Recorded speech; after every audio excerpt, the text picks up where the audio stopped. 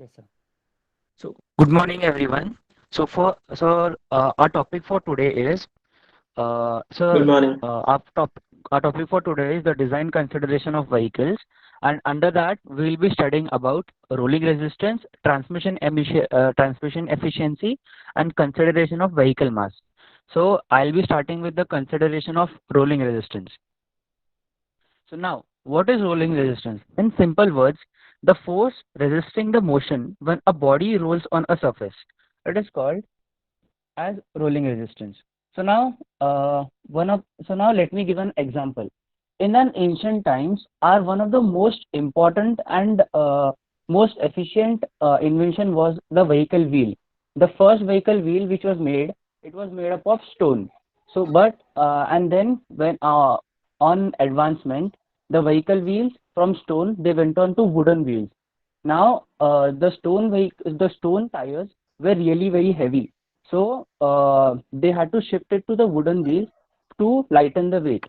And then the wooden wheels, uh, to lesser the weight, they had to move it to the spokes wheel. But the issue with the spokes wheel was that it had issue of slipping. So they covered the wooden wheels with the spokes with a rubber coating. And now when the time started moving on with more modern vehicles coming up and the weight of the vehicle increasing, the tires were modified and the modern tires came up. So here is when uh, modern tires came up. But then that modern tires also had an issue, which was of rolling resistance. So now the rolling resistance FRR is given by the formula nu R into M into G, where nu RR is also known as rolling coefficient of rolling resistance. Now let me consider another example. Consider yourself sitting in a car and then you're going on a highway, and then you notice that there is no traffic, and then you pedal the accelerator and start moving on a very high speed, and your fuel is quite full. And then after some time, when your fuel turns little low, then you have to move for a quite a distance. So you decide to pull your gear to neutral and then lift your leg from the accelerator pedal. And now what happens is, now you have to consider that all the values of friction inside the car is zero, and also consider that external aerodynamic drag is also zero. Now considering the factors that all the resistance forces are zero, the car should move to an infinite distance without stopping, providing that there is no uphill on a plane surface. But then this doesn't happen. The car stops at a certain distance eventually, but the stopping distance increases. Now why does the car stop? The car stops because of the rolling resistance. Now the rolling power the rolling power resistance is given as FRR into V. V is a velocity. Now, the rolling resistance occurs because of the viscoelastic force, which occurs due to the change in the shape. Now I would like to give another example to explain you this. Consider the tires of vehicle. Just we have only consider the tire which is put on the road without any vehicle weight. The tires are completely straight, completely in their own shape. But now when we put on the weight of the car on those vehicles, on those tires, the tires become a bit flat. Now, when those vehicles move a bit forward, the tires start deforming and reforming their shapes. Due to the deforming and reforming of their shapes, there is some drag created. Now, uh, hmm, due to this drag, there is I can say. hmm, Due to this deforming and reforming, the rolling resistance happens, and uh, 4 to there are 4% to 11% of fuel consumption in ways to reduce the rolling resistance in trucks or the in heavy vehicles. The if our rolling resistance goes down from 5% to 1.5%, then we can save so much of petrol and so much of efficiency of truck can be uh, increased. Now 5% to 1.5% is not less, but then remember that trucks have to travel for thousands of kilometers, and the value Correct. of uh, value of the value of new RR for general, it is from 0.015 for a radial tire down to 0.005 for the tires. Reducing the rolling resistance by one third will either triple the vehicle range or cut down the battery size and the cost. So hence, reducing the reducing the rolling resistance is one of the most important factor to make an efficient electric vehicle. Uh, and now on the screen you can see there are two different graphs. The first graph is a fairly ordinary car with the drag coefficient of 0.3, frontal area is 1.5 meters square, and the mass of the vehicle is 1000 kgs, and new RR, that is our coefficient of rolling resistance, is 0.015. Now, if you quietly observe the graph, then when the speed is 50 kilometer per hour, then our power uh, um, sorry. Yes. When our speed is 50 kilometer per hour, then our aerodynamic drag is not that much. But then as the speed increases, our aerodynamic drag also increases. So hence, uh, uh, at a low speed, for example, under 50 kilometer per hour, our aerodynamic speed is very less. But when there is high speed, there is very high influence of high influence of power equipments. Uh, then, hence, we conclude that streamlining is not very important at relatively low speed. It is more important at medium speed, and it is very important at high speed. And hence, the vehicles like golf cart vehicles or bogies, for example, bogies for disabled, the aerodynamics are not very important. Whereas for a car which has a more frontal area and which is used as motorway driving, the aerodynamics are extremely important. Now, the other graph, which you can see here, uh, it is similar, but then the only difference here is that the frontal area is 2 meters square and the drag coefficient is increased to 0.5. And these two vans, and these are two different vans, okay, and one has the ordinary rolling resistance, that is 0.015, and another has quite a low rolling resistance, that is 0.005.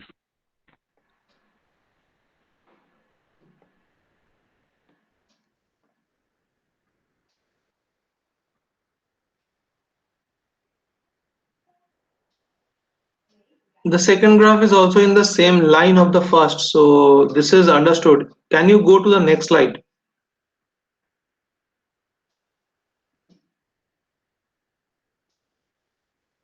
Hello. Yes, sir. He left the meeting.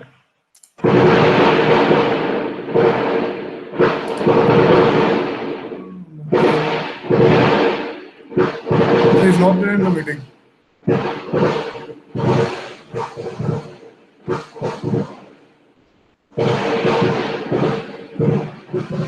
Has Matin completed his presentation? Oh, so no, sir. Like he's connecting. He's connecting again, sir. Just a second. Okay.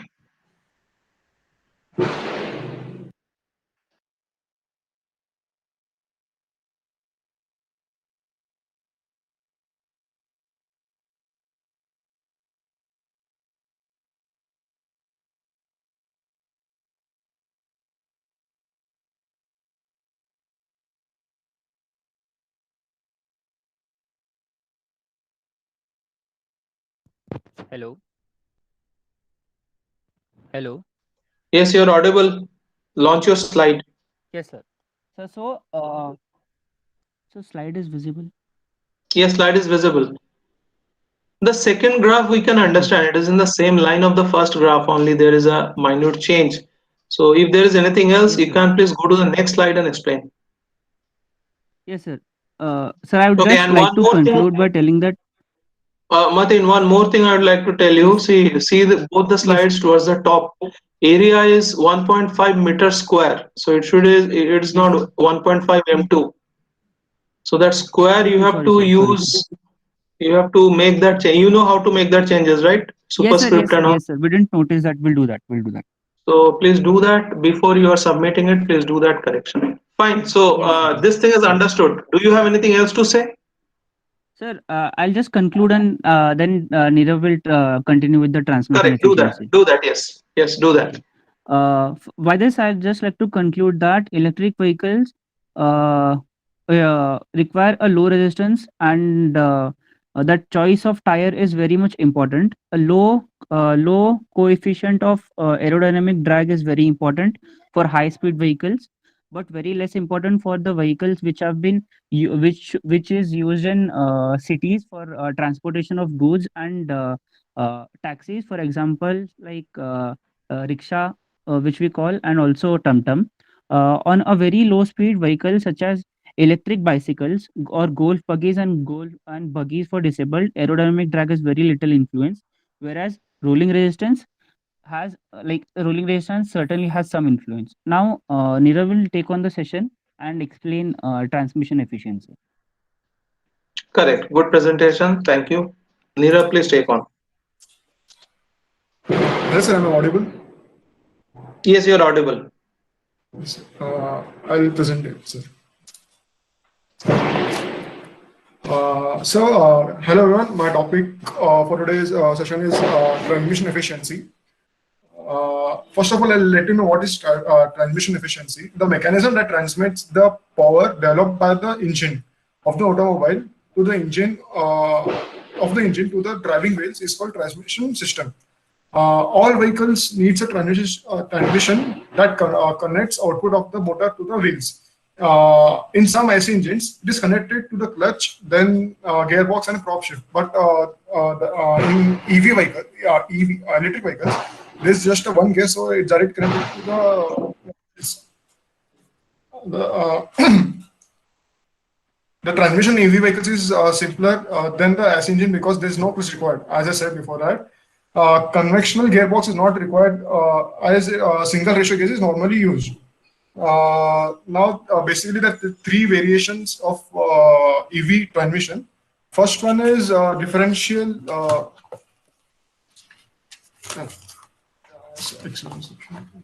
Yes, sir. The first one is the differential method or the differential transmission. Sir, in this method, in this system, I guess, this is called. Sorry, sir. This is called pinion gear. This is ring gear. And if this is visible, this is called spider gear.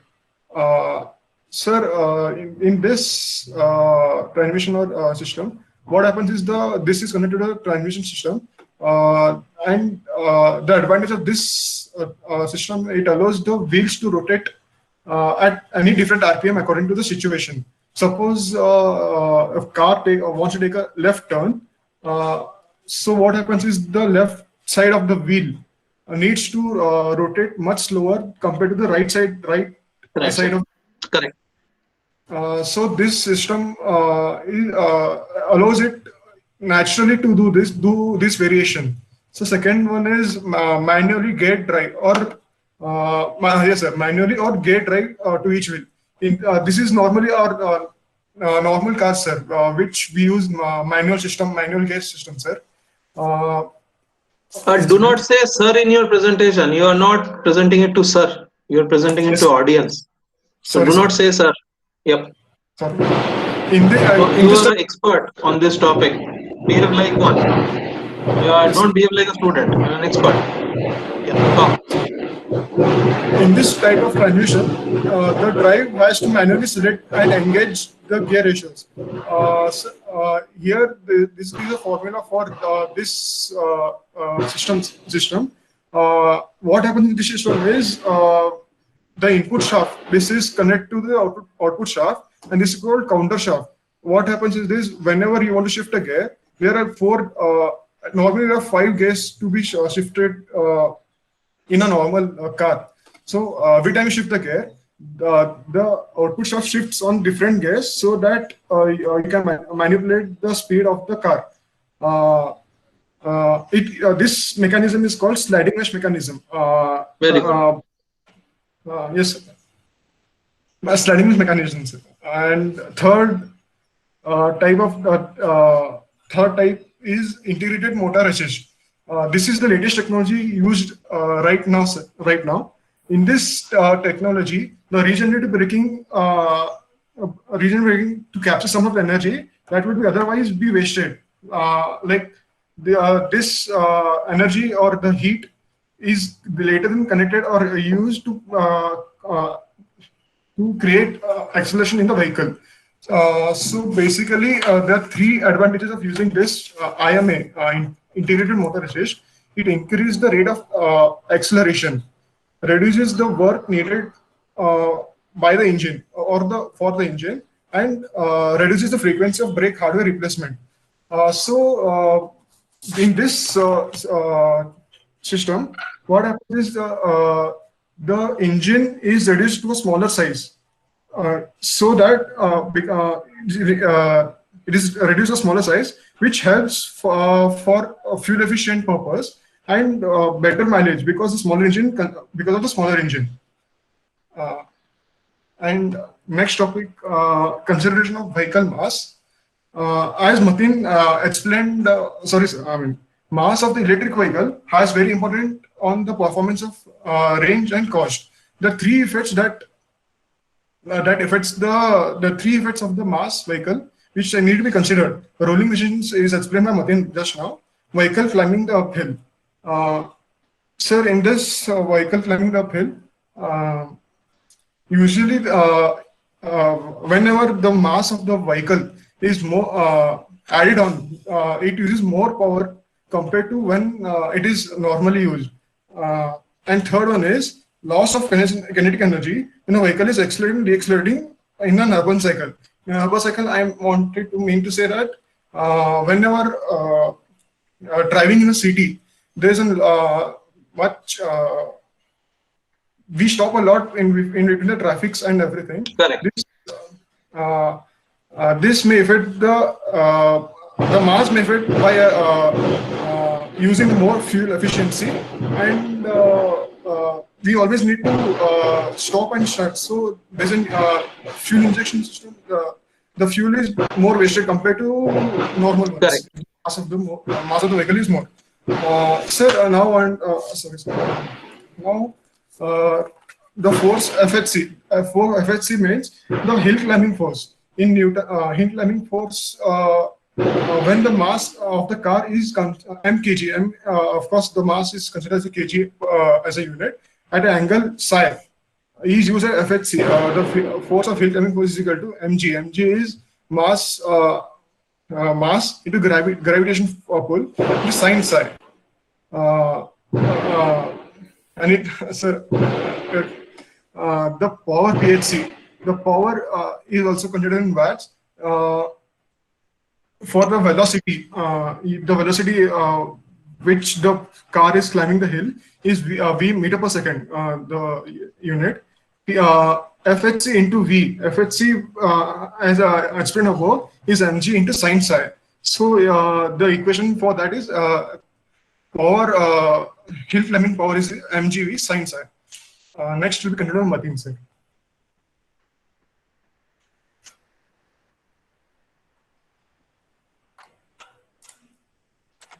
Hello, hello. Yeah, you're audible, Matin. Yes. So now, as Nirav said that hill climbing force is equal to mg into sine phi. So hence, our power of hill climbing force will be a hill climbing force into velocity. So now you can see a graph which is the angle which is in our x-axis it is angle, and in the y-axis it is power. So our graph is angle versus power, and you can see there are two vehicles of 800 kgs and 1500 kgs moving up a hill at an angle of 10 degrees with some increasing power. If you closely observe, at 3 degrees our the 800 kg power 800 kg car requires very less amount of power, that is around 12 to 13 13 kilowatt. But then at the same time, our 1500 kg car requires around 20 kilowatt of 20 kilowatt of power. Oh, So hence, by very good. this we can conclude. So by this we can conclude that with less mass of the car, we require less amount of power to move on inclination, and hence when we design any vehicle, we need to keep in the mind the we need to keep in the mind the uh, keep in mind the the so Mass how should be to put less. it? Uh, so no, like Mass should be when we are, less. yes, sir, mass should also be less. Then and the if we should keep in the mind that the effects of hill must be taken into account. There is no agreed standard hills for doing this, but then with some few simulations and some design practices, we can consider this. And now, mm, now, when we consider the mass of an vehicle, there comes in the kinetic energy. Kinetic energy, as everyone knows, it is given by Ke is equal to half mv square. Now, Correct. if the vehicle breaks this energy and it is converted into heat, then the regenerative braking comes into account. When regenerative braking is used, a certain amount of energy is recovered. So the maximum practical limit on the recovery of kinetic energy is about 40% through regenerative braking. In light vehicles, the losses which is associated with it, it is continuously created, and then losing kinetic energy is very less, and the benefits of regenerative braking are similarly reduced. Apart from the importance of minimalizing the vehicle weight, it is also important to keep the moment of inertia very less, because moment of inertia of rotating components very less, as these store the rotational kinetic energies. So the stored energy can be given as ER, which is expressed in joules, and Joule, it's uh, called joules. joules. Okay, sir. uh, uh, ER, which is expressed in joules, ER is equal to 1 by 2 into I omega square, where I is moment of inertia. And hence, it can, in standardized form, moment of inertia can be expressed as I is equal to sigma mn into Rn square, uh, where where m is the where the complete Mass. equation is the sum of all finite masses, and which lies at a distance of r from the center of the rotation. Fine. So this is understood. You have explained the basic things quite well, and the graphs are also quite well explained. So I congratulate Mateen and Nirav for good presentation, and you have made the slides also quite spacious. So good one, but there are also still some errors in formatting. So please check that, and before uploading it into Google Classroom, please check that. Fine. Yes, sir, So good sure, we'll do presentation. that. Next, I invite Parvati and Dhaneshwari to Thank you, please sir. present their work. Thank you, And sir. that will be the last group from B division. One group is pending, but as far as B1 to B14 was defined, so this is the last group.